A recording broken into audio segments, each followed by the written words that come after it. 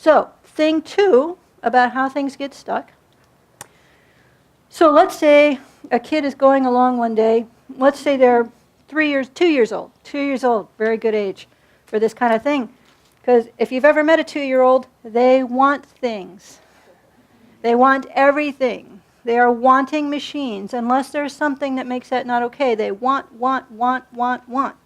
So let's say a kid wants something and that doesn't go over well. We don't know why. But there is a negative response from their world.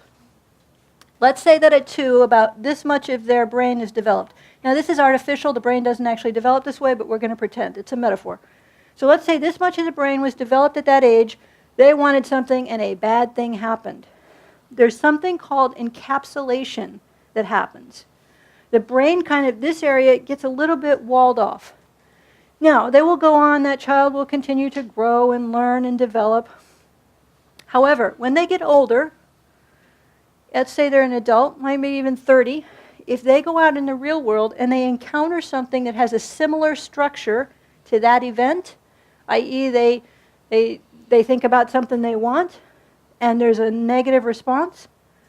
Before that happens, if you were doing a brain scan, you could actually see their brain all lit up, kind of like flying over LA at night, like electrical activity.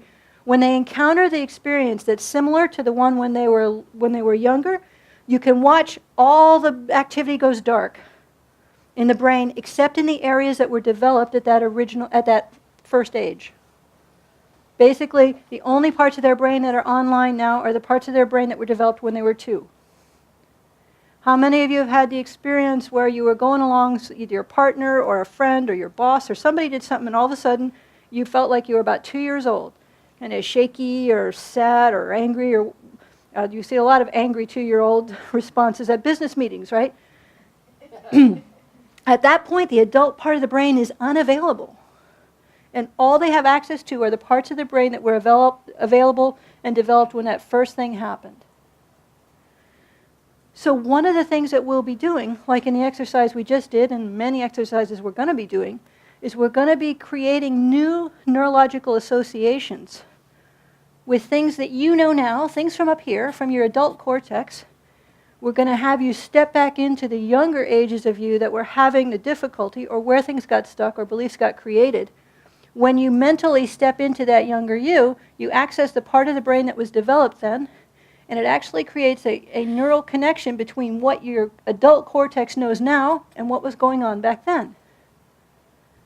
And we have you do another thing your adult brain knows, go back to there, and another thing your adult brain knows. Now there are ways in and out. It's not so encapsulated. If you get sucked back into the 2-year-old, there is now access to the cortex, there's access to the adult brain, there's access to choice. As part of what the anchors we'll be using will do, we'll start to automate this so it's harder and harder for you to get stuck in the old dynamics, the old feelings, and the old belief structure. And then they start to revise. Because none of us are failed or lazy or broken or stupid. We just have old patterning we didn't die from that our brain is still running. So that's what we'll be doing.